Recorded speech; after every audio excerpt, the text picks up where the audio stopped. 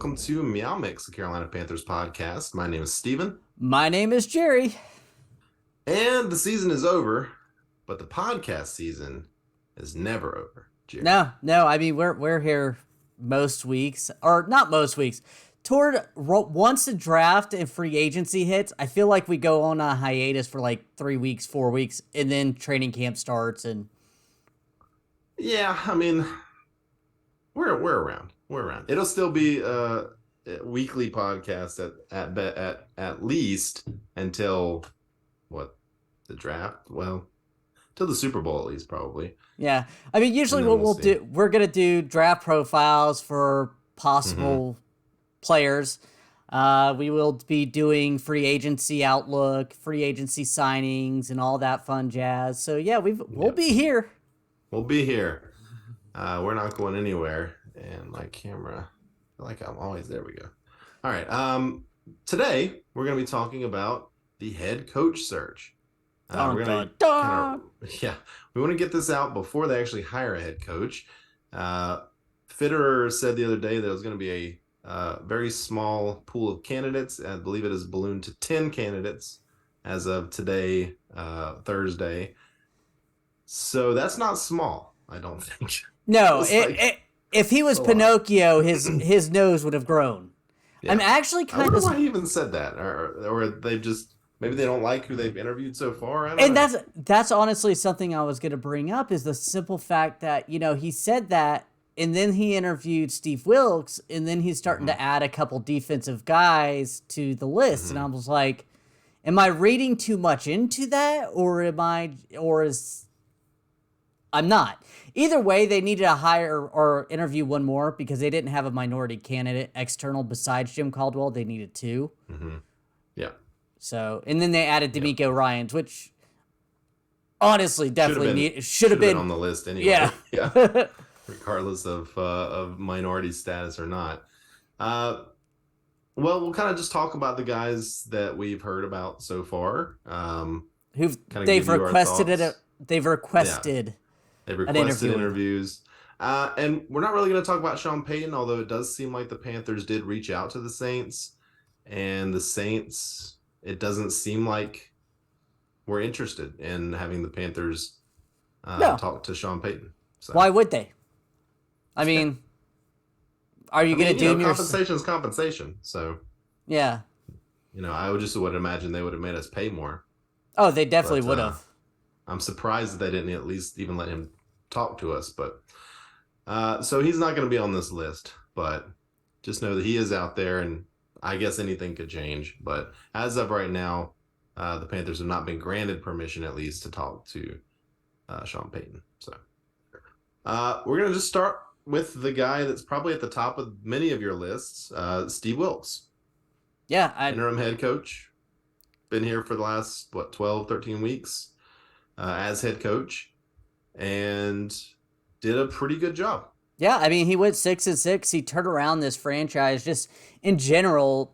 Like, you could tell that the players want him. They played hard for him. He kept them in the playoff race. As abysmal as the NFC South was, he kept them in that race. He kept them fighting hard.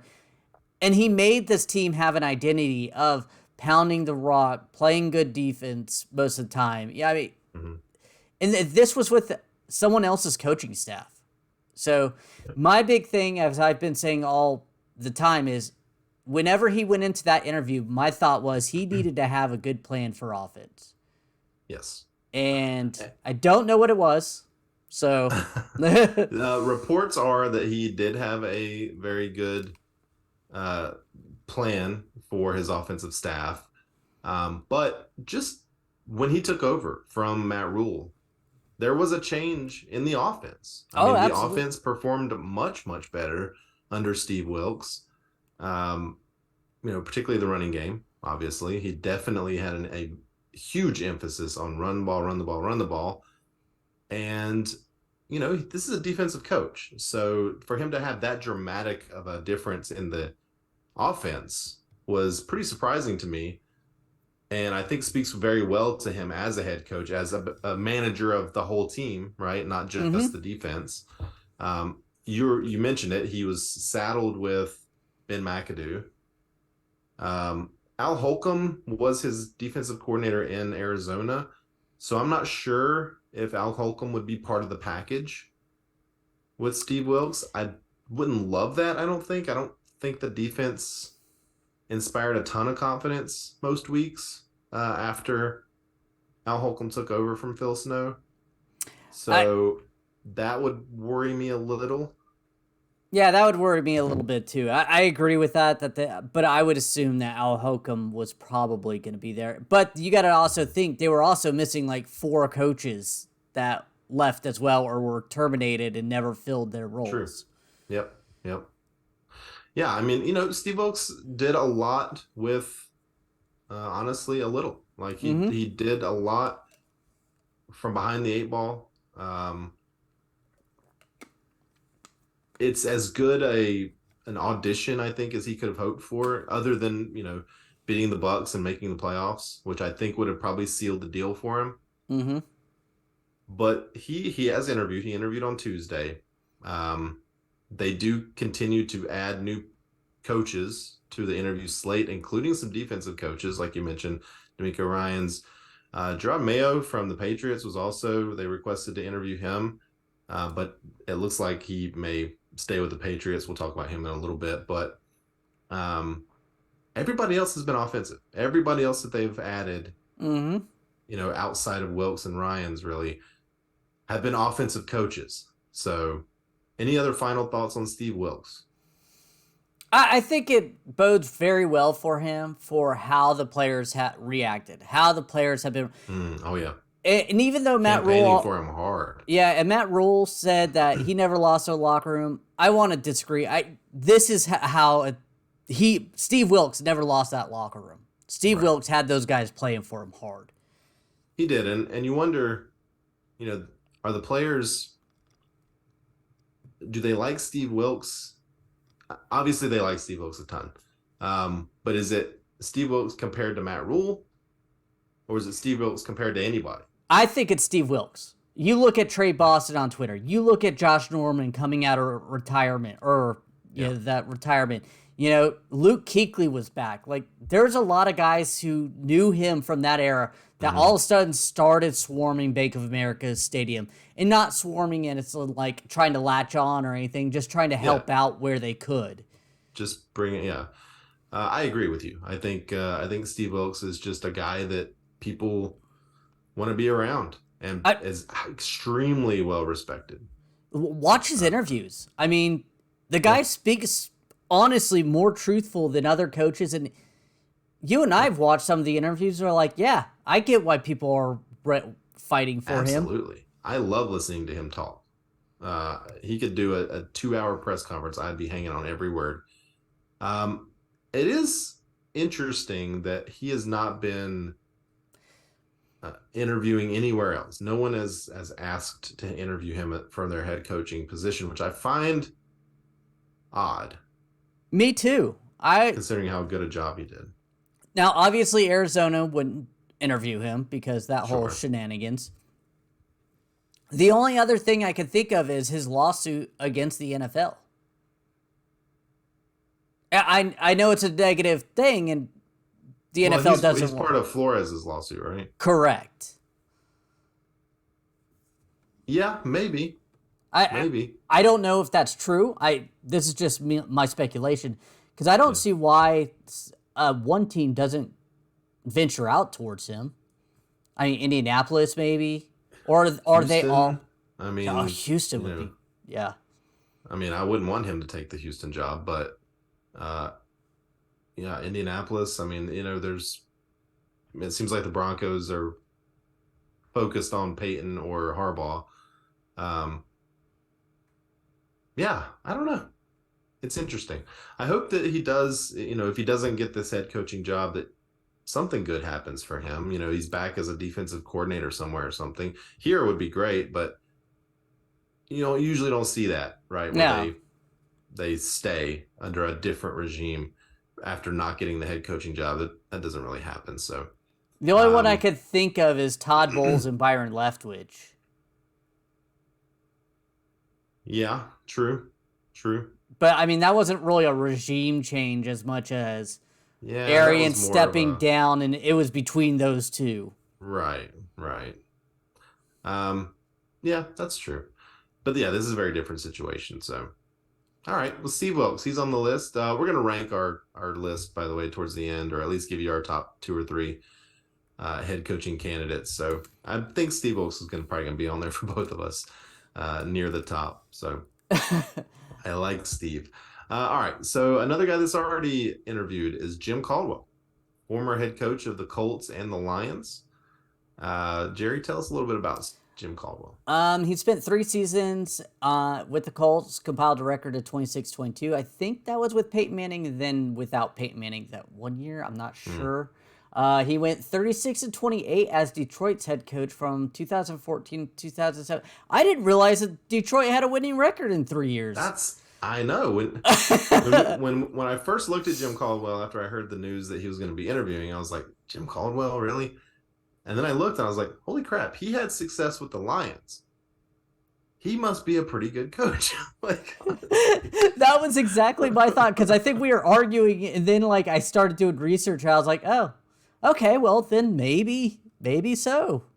yeah, I think he was with the Ravens for a couple of years, I think, as offensive coordinator as well. I think between his head coaching jobs, he was with the Ravens, and I remember there being some kind of, I don't know if it was controversy or what it was, but uh, for how he got that job. But I think he did a pretty decent job there as well. So I don't know. I mean, obviously, like I said, most of the rest of these guys we're going to talk about are offensive guys. Jim Caldwell doesn't jump out to me as a home run head That coaching hire. that seems more like a desperation hire, and I also don't think that's a type of David Tepper type of hire. Someone It's not a big older, someone not splash. flashy. And honestly, Yeah. he was with the Colts in Detroit, and he did pretty well. 36-28, not bad, Mm-hmm. 26-22. But let's be real, we won a Super Bowl, and David Tepper wants a Super Bowl. I don't see Caldwell as a Super Bowl winning type of coach. Yeah, I mean it's all about situations and everything. I mean, he took the Lions to the playoffs. He took the Lions to the playoffs. That's a pretty good thing to put on your resume, right? In the 2000s, I took the Lions to the playoffs. I think it was 2014. Yeah, they went 11-5, made it to the playoffs. They got beat by the Cowboys in the first round. So the good news is the Panthers never get beat by the Cowboys in the playoffs. So if you ever had to play him again Yeah, as that's true. Panthers head coach, it'd be pretty good. He was, let's see, he was hired by the XFL to as a consultant. Okay. Yeah, I don't know. Not at the top of my list. No, he's probably at the near the very bottom, if not the bottom. Yeah. Another interesting guy here, Frank Reich. Okay, so Frank Reich was the Colts coach this season, Mm-hmm. right? Got fired, and of course they hired Jeff Saturday, so didn't quite work out for them. I don't think the way they wanted. Before he was 40-33-1 in 4.5 years or so as Indy's head coach. Was the offensive coordinator during the Eagles Super Bowl in 2017, the Philly special, all that. And he was the Panthers' very first starting quarterback. I know, he has some nice little ties here. That's good little trivia there, because I think most fans probably think Kerry Collins was the very first, Nah, like started the first game, yeah, but he did not. he was Reich was his mentor. Kerry Mm-hmm. Collins was sitting that first year, and that's how it used to be. Now all the quarterbacks usually start pretty quickly. Frank Reich, I liked him, but he had an issue getting a quarterback, and we Mm-hmm. need a quarterback. That's what worries me about Frank Reich. So I don't. He's kind of low on my list, honestly. I like him, but I don't like him, if that makes sense. I'd prefer him as an offensive coordinator. Yeah, and he was very um he wasn't good with his quarterbacks, the ones that he had. Like it Mm-hmm. seemed like he had a very, very quick trigger finger. Um they had some success there though, even Yeah. with the quarterback situation. Um so And that could have been the ownership too of because if you mhm, remember correctly, it was Andrew Luck quit on him. Not sorry, mhm. retired on him. That quit mental health. Yes, okay. But then they Yes. bring in Philip Rivers for 1 year, and then they were just trying desperately. They felt like they were ready, but they just didn't have that quarterback, and they instead of drafting someone and trying to groom him, they did the Matt Rule style, except with the older quarterbacks. Yeah, I mean, the Matt Ryan trade probably, I mean, looks terrible now, Yeah, obviously. Uh, Carson Wentz looks terrible now. Philip Rivers, he I mean, he went through old. I mean, Phil, Carson Wentz not an old quarterback, but he was trying. It seemed like they were just trying to win now. Like they weren't trying to build anything, yeah, and Philip Rivers, I right? think, took them to the playoffs, so that one kind of worked. It was just they didn't get to the promised land. Yeah, yeah. But that's the thing is like once Luck retired, they were scrambling for Hmm. 4 years, right? Instead of just Um, having a plan of okay, let's get Philip Rivers in here, let's draft a guy, let's mhm, go that route. yeah. So his first year with Indy, he was 10-6. They made the playoffs, won a playoff game, and then lost in the division game. 7-9 is next year. That was the year Oh, that Luck retired, I believe. oh yeah, Right. Jacoby Brissett and Mm-hmm. Jacoby Brissett year. Then 11-5 with Philip Rivers. Went to the playoffs, lost in the first round. Then went 9-8 last year, did not make the playoffs, and then 3-5-1 this year, and he's out. So you know, uh, I think after Wilkes, so far of the guys we've talked about, he would be my next choice. mine too. Um, but he's kind of old. He is 61. So, do you want an older head coach that's not Steve Wilkes, right? Because Steve Wilkes has been here and we know Steve Wilkes. Do you want to start now with a 61-year-old head coach, or would you want to go younger and you I know mean, and that's kind of the way the NFL is going. The only good thing right? I would say about Frank Reich is he's been coaching in the NFL recently. Something Jim Caldwell, I Mm-hmm. felt like kind of it's been a while for True, him. true, true. 61. I mean, Pete Carroll's out there at what, 70 something? I know he's the oldest coach. Yeah, Pete Carroll. Actually, Jim Caldwell's 67, by the way. So Jim Caldwell even older. I almost put Um, their ages by their name because pretty soon we're going to get to some really young people. Like, there's a few head coaches they're interviewing that are younger than I am, and me that too. makes me feel strange. Um, but yeah, okay, so we got the two old guys out of the way, I guess. Who's next on our list here? Our next one is Ken Dorsey, current Bills offensive coordinator for 1 year and former Panthers quarterback coach. Mm-hmm. He went from QB coach to passing game coordinator to offensive coordinator in Buffalo in 4 years. So that staff really liked him. He moved up the ranks. And Mm-hmm. look, this is with Josh Allen. I mean, so he was doing Right. some good stuff there. And you could tell Josh Allen's passing has dramatically increased, whether that's, from Ken Dorsey, Brian Daboll was Mm-hmm. there or not last year, but the year. So Yeah. he had a hand in Josh Allen. He was also the quarterback coach of Cam when he won the MVP. Yeah, Ken Dorsey. It feels like the shine has kind of come off of his name a little bit. I feel like he was like a really, really hot prospect, like a quarter of the way through the season, Mm-hmm. and now he's sort of fallen off. It's kind of weird, but um, he. A lot of people are going to say, "Well, he's got Josh Allen, right?" Mm-hmm. So how is he really good, or is Josh Allen really good? But like you mentioned, Josh Allen didn't start out as Josh Allen, Oh no. as what he is now. Josh Allen had to be groomed. He had to be coached. He had to be taught. And Ken Dorsey was a big part of that. And I like Ken Dorsey. And I like the Carolina connection that he has. One of the things with Wilkes that I forgot to mention is that Wilkes knows what keep pounding means, right? Wilkes knows Carolina Panthers culture. I feel like Ken Dorsey also knows Carolina Panthers. Oh, yeah. culture. He was here for the Super Bowl run. I mean, he understands what this franchise means to the city and stuff. I completely understand what you're saying. Yeah. Because, like, Matt Rule tried to completely change what the Panthers were about. And it didn't. The keep pounding, disappeared. And now we're finding out it was most likely, it hasn't been confirmed, but because of Matt Rule. Yeah. I mean, it seems like it almost had to have been at this point. But yeah, Ken Dorsey, he's been part of a successful organization. He's learning under Sean McDermott, another former Panthers coach, who is extremely successful. I mean, if you want to start pulling guys off the Sean McDermott coaching tree, I think Ken Dorsey would be a really good one to start with. Yeah, and he was here for the Panthers' last winning season.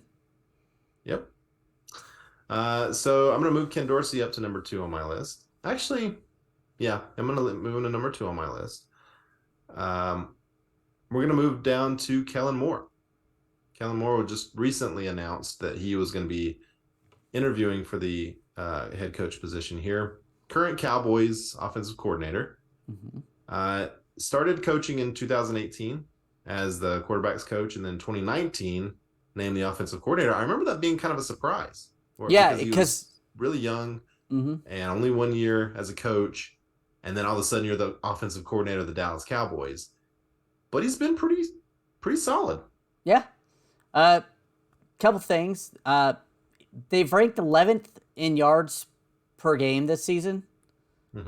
And 4th in point totals, 27 points a game. So his yardage isn't there. Multiple quarterbacks. Like that's with Dak Prescott being injured and having to rely on Cooper Rush, and so that's pretty good. Yeah, I don't know. Maybe it's just the Dallas connection that I don't like him. There's something about him. There is. There's something. Although, if you're old like me, you remember his Boise State games where Boise State was like top ranked, and the fake Statue of Liberty handoff behind the back in the Fiesta Bowl. Oh man, that was a blast. All you old farts out there, enjoy those memories because I do. Yeah. I don't remember that. But you are significantly older than I am, so just kidding. Yeah, I mean he's he's been a player in the league. Obviously, he's pretty young. I think he's 34. Yeah, he's even younger than I thought. I don't think he's ready. I'll just say that I don't think he's ready to be the head coach of an NFL football team. I just don't think he's ready. I don't know if I really see innovation in the Cowboys offense. And I don't watch the Cowboys offense all that much, but I don't see much innovation. That's one thing I'm kind of nervous with him about. Like, at least with Ken Dorsey and the Bills, I see them doing some plays that are just like, oh, would not expect that. Yeah. And not only that, the Cowboys have top-tier talent. As much as... They do. I mean, you got Pollard and Elliott in the backfield. You've got, Dak Prescott, CeeDee Lamb, Michael Gallup. Yeah, I mean, you've got really good players on that team. And you're right. They're not what you would hope a team that star-studded would be. They're kind of boring to watch. And I think a lot of Dallas fans would be okay with him leaving. Yeah, and that's kind of bothers me. That's kind of telling too. I agree with that because I've heard that too, where some Cowboys fans are like, "Bye." Yeah, so don't love that. Yeah, so Kellen Moore, he's going to be interviewed, and he probably should be. I mean, they've been successful, and he's fine. So, all right, who's the next guy here? Mike Kafka, current Giants offensive coordinator, played under Andy Reid as a backup quarterback from 2010 to 2011. was Patrick Mahomes' position coach during his first 2 seasons as a starter, and OC of the current Giants, who their stats aren't good, but they have Daniel Jones, so I'm not even gonna. And honestly, I mean, this is his first year as OC, and I thought Daniel Jones had easily his best season. Oh yeah, easily his best season. They averaged 333 yards per game and 21.5 points per game. And again, this is Daniel Jones. This is Kadarius Toney got traded. Kadarius Toney got traded. Yeah, I mean, you got what's like Sterling Shepard. People on receiving core that nobody had on their fantasy team. Saquon Barkley is good. Saquon Barkley played well for the first half of the year or so, and then sort of fell off. I thought he did a really good job with the Giants offense this year, but another guy that this is his first year as the offensive coordinator. He was with the Chiefs as the QB coach and the passing game coordinator for 2020-2021. So I guess he's got a couple of years coordinating, but he's 35 years old. This is another guy that just doesn't have a ton of experience. And you also kind of, or at least I wonder, is this Brian Daboll maybe helping out that offense? Because he was... Almost certainly. Like, that makes me worrisome. Just... Yeah. Nothing against him. That's just, hopefully... I feel like a lot of these guys are just really young guys that Fitterer and Tepper want to talk to. Maybe glean some sort of I've heard something. That. I've heard that exact thought of, hey, what's the harm of talking to some young coordinators and see what they think of our offense and what we could do? Maybe something sparks. Yeah. Who would you add to this offense? I think that's really smart. And there's a couple of other guys we're going to be talking about here in a minute. But yeah, just to put a bow on Mike Kafka. He was 2016 Northwestern graduate assistant, 2017 Chiefs offensive quality control coach, 2018 quarterbacks coach, 2019 quarterbacks coach, 2020 quarterbacks coach. So 2022 offensive coordinator, and then he's going to a head coach on an offense that wasn't super explosive and super innovative. I feel like he's getting a lot of positive vibes because of what he did with Daniel Jones, a guy whose career was kind of in doubt, particularly as the Giants starting quarterback before this season. I think everyone expected this to be his last year with the team, and he sort of revived his career, or at least he's getting some kudos for reviving his career. Again, how much of that was Daboll? I think a lot, honestly. Yeah, I mean, and that kind of goes with the Ken Dorsey, too. It's what is Brian Daboll and what is Ken Dorsey? What is Mike Kafka? What is Brian Daboll? Well, at least we know that the Bills have a head coach that is a defensive guy. So Ken Dorsey, I feel like should get more, benefit of the doubt, I guess. Well, he's only been there only the OC for 1 year. He was under Brian Daboll last year. So... Right, but I don't think the Bills' offense really fell off this year. No, I don't either. I think they stayed. They still look just as good. And Ken Dorsey has been working under Brian Daboll for more than a year, right? So yeah. I mean, I was just gonna say that they ranked number 2, Buffalo, in points and total yards. So, I mean, they didn't fall off any. That offense didn't fall off. I mean, Ken Dorsey, it's weird. I feel like they're different tiers. I just feel like they're different tiers of coach. Ken Dorsey, now. Mike Kafka, Kellen Moore even. So, you want to take a quick break and come back with the rest of the list? Yep. All right, and the next guy on this list is current Lions offensive coordinator Ben Johnson. He spent the last 4 years with the Lions, going from the tight ends coach 2021 to offensive coordinator under Dan Campbell. He finished this year with a top 5 offense in Detroit. He changed Jared Goff's livelihood. I Yeah. mean, let's be honest. Everybody expected Jared Goff to be out of the league or a backup next year. Mm-hmm. I mean, they still might try to draft a guy, but I mean, what Jared Goff did this year, it's so tough. I mean, Yeah, I mean, Jared Goff looked like a NFL quarterback. Looked like a guy that could win you playoff games. Looked like he'll a guy that honestly looked like a guy that was worthy of where he was picked in the draft, he looked like which a he hasn't looked like. top 10 quarterback this Yeah. year. So, I Yeah. mean, we played them. Yes, we dominated them. Mm-hmm. But honestly, he was, if some reason they decided, this is a kind of a negative that I was thinking of, they continued to try to run the ball on us when Mm-hmm. the pass was working. That was one of my only negatives against Ben Johnson is the simple fact that I was like, you can't see that our secondary can't cover your guys? Yeah. Yeah, that's true. I didn't even think about that. We did not see a good display of his offensive prowess here. No. Um, that's interesting. I didn't think about that. Because honestly, he's near the top of my list. Just from how he changed Jared Goff's career, I feel like that's a big feather in his cap. Huge feather in his cap. I And 40 that's our problem here. Our Yeah. problem is quarterback. 4,400 yards, 29 touchdowns, 7 interceptions. I mean, yes.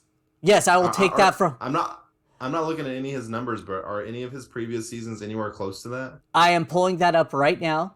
Okay. Yes, actually.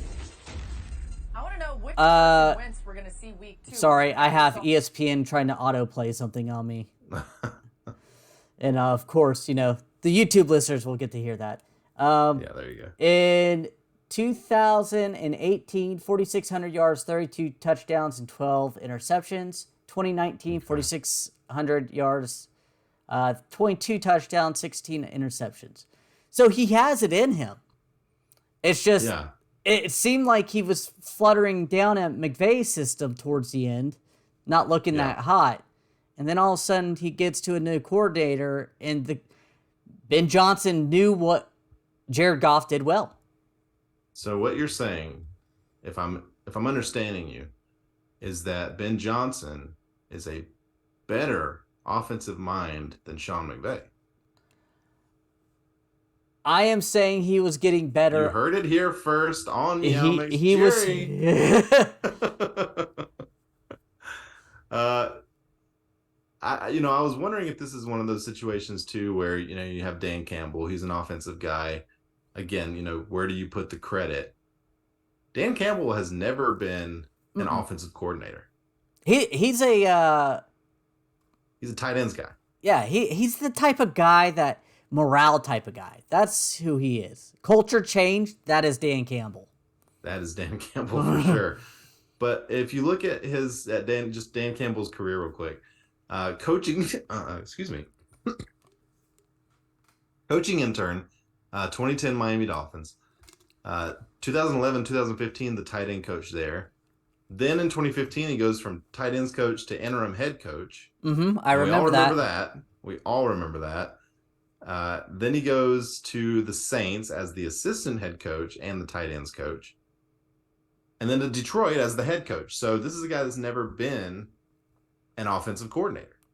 So I think that points another feather in Ben Johnson's cap, where you can't call him a Kafka, right? You can't. I don't think that's something that you can say, well, Mike Kafka is it really Mike Kafka? Is it, Dayball? Here, I don't think you can say that. I think you have to say Ben Johnson should be mostly responsible for the offense, the play calling, all that stuff. Now, again, the positives and the negatives, right? Because here, he couldn't adjust. And that was one of the things that we hated with Matt Rule. Absolutely hated. There were no adjustments in the game that happened at all, even at halftime. They just came out and they did the exact same crap. So I wouldn't like that. I'd be curious to hear from some Lions fans if there are any that want to comment how you guys feel about Ben Johnson. It seems like from everything I've seen, they do not want to lose him. Yeah, that's what I've heard too, that they do not want to lose him, that they're, I mean, top 5 offense. I mean, they weren't expecting that. No. I mean, and it changes their plans too, because I guarantee you they would have used that Rams pick this year on a quarterback. oh, absolutely. 100%. 100%. Now, maybe they don't have to.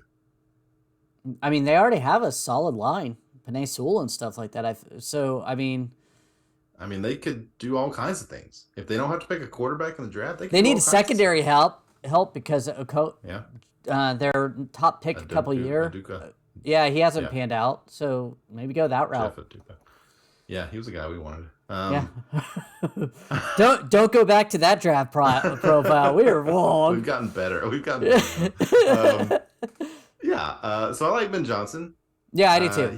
He's right up there. He's a guy that when we started I saw Ben Johnson's name, I was like, what? And then I thought about it and I started reading up. I was like, yeah, I get the understanding of why we're interviewing him. Yeah, he made me a believer. I mean, again, when I first saw his name, just like you, I was like, the Lions? And I was like, okay, this year the Lions were at least fun to watch, and they were in every game, it seemed like. And then the more I looked at them, the more I read about them, the more I saw the Lions fans really not wanting to get rid of him, the more I was like, okay, I think I can get behind this. Another young guy, though. I think he's 36. Yeah. So all these guys are younger than you, Jerry. Man. All right. Next guy here is very high on my list. Shane Steichen. Yeah. He's real high on my list, but I don't know if it's Steichen or Steichen. I think it's Steichen. He's been very close to the top of my list ever since Matt Rule was fired. So, current offensive coordinator for the Eagles. He's been the primary play caller for most of the 2 years. I believe he took over when they were struggling last year. Mm-hmm. And then that's when they started taking off. They started running the ball. Jalen Hurts started getting going. And then, he was offensive coordinator for Justin Herbert's rookie season. Mm-hmm. And from someone who hated the draft prospect of Justin Herbert coming out of college, he did not look that good. He did not look that good at Oregon. But I think this Go ahead. I was just going to say, he was one of those guys that you could see had the talent, but hadn't quite put it all together yet. Shane Steichen might be the guy to credit for that. And then look at Jalen Hurts. Right. He had a lot of talent. Another guy you hated coming out of the draft. Didn't have a lot of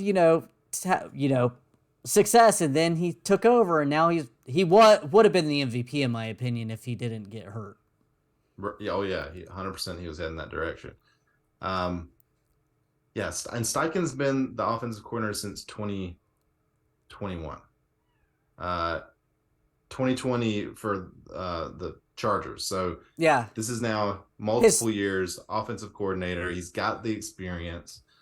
He's a young guy. He's 37, but he's a 37-year-old that's had a lot of success as an offensive coordinator in multiple locations and getting he didn't leave the Chargers because he was bad. They had a whole regime change, right? Yeah, some people say that's because, but they wanted to get rid of their defensive-minded coach, right? So barely missed the playoffs again, and they just wanted to get new regime change.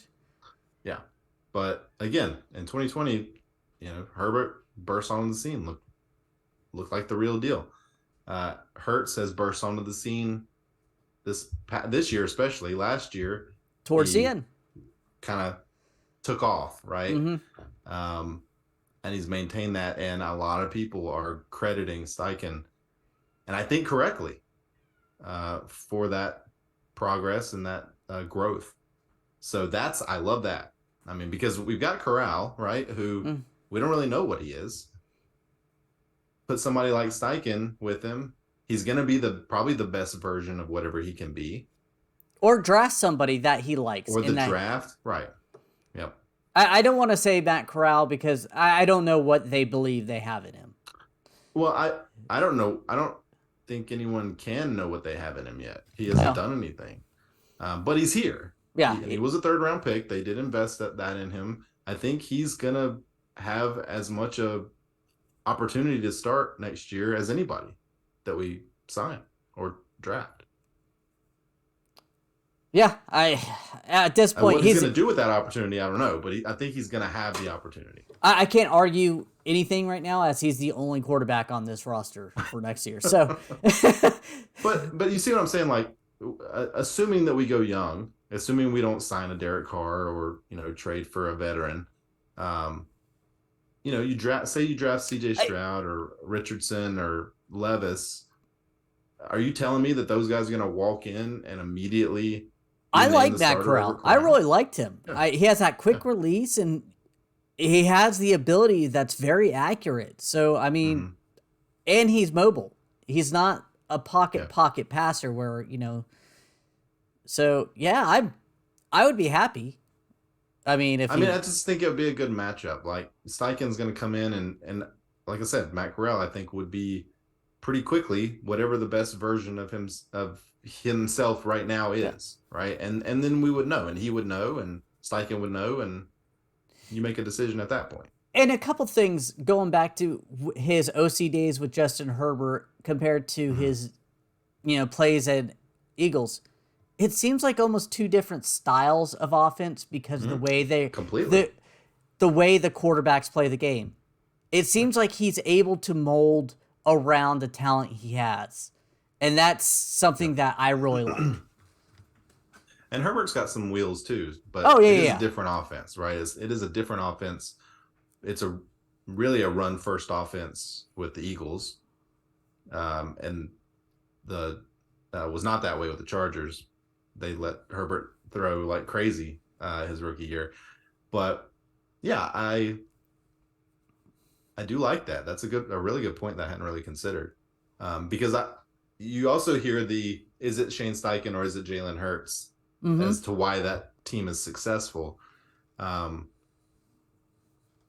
when you looked at the games they played with our boy at quarterback, your boy. Why can't I think of his name? Gardner Minshew? Yeah, Minshew. The offense looked pretty good, but they didn't win. Pedestrian, right? Yeah. Like it wasn't the top tier, but it is a backup quarterback. Not saying not saying Gardner Minshew is anywhere on the tier of Jalen Hurts or Justin Herbert. But again, maybe that's a point in his favor, and it's also something to think about because Justin Herbert, one of the best quarterbacks in the league. Jalen Hurts has proven to be one of the best quarterbacks in the league. Do you credit Shane Steichen for that, or do you credit those guys for making Shane Steichen look good? That's where the interviews come in. That's where you figure that stuff out. So, but Shane Steichen is probably the number one on my list right now. He's been my number one since Matt Rule was fired. What my personal dream would be to get Shane Steichen in here, get Anthony Richardson at number 9. A very raw quarterback who has all the talent. Let him sit for a year or so. Yeah, we may suck next year a little bit, but oh man, I just thinking about how he could mold that kid. He's so physically talented. Right, I think he's probably the guy with the most natural gifts in the whole draft. Just hasn't quite put it all together, but he's been pretty successful with what he has put together. He started only 1 year in Florida. Yeah. That's the thing is, I was reading some college thing, and they were like, I don't know why he wasn't starting the year before. That was so dumb of them. Yeah. And it kind of hurt his, progressing and building on. So it was something we'll talk about a draft prospect. I like Anthony Richardson because of his physical tools, as long as we have a coaching staff that can nurture it. Yeah, we will talk about him a lot coming up soon. So, okay, that's it for the offensive guys. D'Amico Ryans was requested to be interviewed a couple of days ago. I think he has to wait until after the games this weekend before he can interview. So I'm assuming it'll be probably virtual or something next week. How do you feel about D'Amico Ryans? I like D'Amico. I mean, number one defense, kind of a culture guy. I hate saying just culture guy for defensive, but he really rallies his troops well. My only negative is, that San Francisco defense has been good before he was a coordinator, and it's still good. So is it him or is it the system and everything that's been there? Because Robert Saleh left a couple of years ago, but they are number one still this year, so he's not letting them drop off. Yeah, I mean, and that's the thing. He's been defensive coordinator now for 2 years, right? And before that, he was the inside linebackers coach, who was going to have, that's an important position on the defense. You got to know everything. You got to know the whole field. And when he played, he played at Houston, liked him as a player. Right. So I think he should get a lot of credit for how good that defense still is, right? And you got some great players on that defense too. So he knows how to utilize top-tier talent. I feel like with Brian Burns, we have top-tier talent. Jeremy Chin maybe could explode under a guy like DeMeco Ryans. Yeah, that's a good point. You truly, truly unlock that freak. Would be so much fun to watch. I'm getting myself really excited about DeMeco Ryans now. I like him. I think, there was a point this season where he was the number one guy on my list. And he's still pretty close, still right there in terms of defensive guys. Would you rather have DeMeco Ryans or Steve Wilkes? I mean, it's a hard choice. I was gonna say the only problem is what is DeMeco Ryans bringing that Steve Wilkes isn't? Like, right. Steve Wilkes is that defensive coordinator, guy. Like, again, look at all his former players trying to get him the job. Look at, the only problem is, are the X and O's with Steve Wilkes worse than DeMeco Ryans, or is it, And it's hard to say because Steve Wilkes has been a defensive coordinator not very recently, right? 2019 with the Browns, and then 2022 here, he was the defensive passing game coordinator here. So and he was assistant head coach and defensive coordinator for us in 2017. And that's 2018 is when he got the Cardinals job because he was only here 1 year as defensive coordinator. I remember when he got hired, I was like, ooh, that's a little too early for him. Yeah, I thought that as well. And it probably was, but it was just a bad place to go for him, unfortunately. A bad place for any coach, I think, that year to go. But then he was Cleveland 1 year and then out. And then he went to college. He was Missouri's defensive coordinator for a year before coming back here last year. And apparently, I remember reading something about, who was the player? Some player on the Panthers, like really, really almost, I wouldn't say bullied Matt Rule into hiring Steve Wilkes, but just pressed really hard, like, you got to hire this guy. You got to hire this guy. And then Matt Rule does, and then he takes his job a few weeks later. Well, I wonder if it's Shaq Thompson, because Shaq Thompson's all about... Yeah, it may have been. Somebody's going to know. Somebody will say it in the comments. But, yeah, I mean, DeMeco's 38, and Steve Wilkes 53. Steve Wilkes, you would consider an old school guy. Yeah. At this point, right? I think that's, what are you looking for? You're looking for, is Steve Wilkes a guy that's going to be all into the analytics? I mean, David Tepper, when he bought the team, that's what he said he wanted, right? He wanted a new school. He wanted young. He wanted, data-driven success. Is Steve Wilkes the guy that's going to be all about the analytics? I don't think so, but you never know. Yeah. I mean, by this time, Steve Wilkes should know David Tepper enough and know the ins and outs of how he likes to run things to a certain extent. I mean, I don't think he's good. He's only been here a year. Yeah, right? I don't think he should be running up the stairs asking every question, but I'm sure he has a feel for the guy. I would imagine so, and I'm sure that was part of the interview, and they're gonna know one way or the other. But you feel like DeMeco Ryans, as a younger guy, would be more into that side of the game right now, and which I think is important. I Yeah. think you learn a lot, and sometimes they rely on it too much, but I think it's a really good tool to have. So I think I would probably choose D'Amico Ryans over Steve Wilkes. Okay. And I don't like saying that because I really like Steve Wilkes, and Steve Wilkes definitely brings something else, right? He brings the Carolina Panthers culture. D'Amico Ryans has his own culture he's going to bring. The Steve Wilkes has the Panthers culture, and that's important. But if I won a Super Bowl with D'Amico Ryans culture, would I be upset about that? No, I No. wouldn't be upset about No. that. So, and, um, just because D'Amico Ryans isn't here doesn't mean he's gonna try to get rid of the culture here like Matt Rule did. exactly. We I, hope not. I mean, Ron Rivera bought into the whole cheap pounding, and he wasn't from here. Mm-hmm. Right. Oh, yeah. I mean, mean, I feel like Rivera still is like that. And yeah, and I feel like honestly, maybe a defensive guy is also more into that, right? Yeah. That keep pounding mantra, Sam Mills, the linebacker, I feel like there's a lot there. So, all right. Well, again, Gerard Mayo probably not going to interview. Yeah, he's reporting that he's getting signing a extension new contract as yeah. we speak. Yeah, so probably not going to have to worry about that. Okay, well, let's maybe rank like our top 5 of these guys. My number 1, he's been there since the beginning for me, Shane Steichen. Maybe that's because I already knew so much. That's why I was already focused in on him. But I just think the way he can craft an offense and nurture a new quarterback would be so beneficial to this team. I agree, and he's going to be my number 1 as well.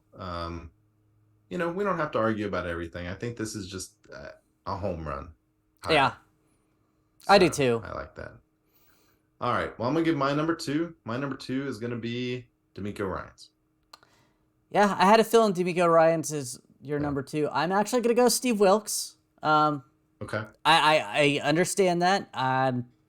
Everything else, just I want to put an asterisk here. He has to have a good offensive coordinator plan. Right. That's one thing I know for sure about D'Amico Ryans is that Ben McAdoo will not be our offensive coordinator. I don't think he would be under Steve Wilkes either. But okay, number 3, who you got? I'm gonna go D'Amico Ryans. I agree with you on that. It's yeah. Even though I don't want a defense coordinator as much, but I think I think he's primed to get that job, and I think he's gonna be a great coach. I agree. And Steve Wilkes will be my number 3. So neither one of us wanted a defensive coordinator. Yet 2 of our top 3 spots are defensive coordinators. So. The only 2 defensive coordinators they're really going to interview. Yeah. Ken Dorsey is going to be my number 4. Same. Okay. And then Ben Johnson will be my number 5. Same. Okay. Yeah. Then Sorry, I got Mike Kafka. I was going to say, then I have Mike Kafka. Yeah. Jim Caldwell. Frank Reich and then Jim Caldwell. But by the way, I don't think Frank Reich would be a terrible choice. He's just not somebody I'd be excited about. Yeah, I could see that. You wonder if he's a Super Bowl winning type of coach or not. I mean, yes, he won one as a coordinator, but I would not, if we hired Frank Reich, I would not be upset. Right. It wouldn't be like when they brought Marty Herney back. Right. It wouldn't be that level of disappointment.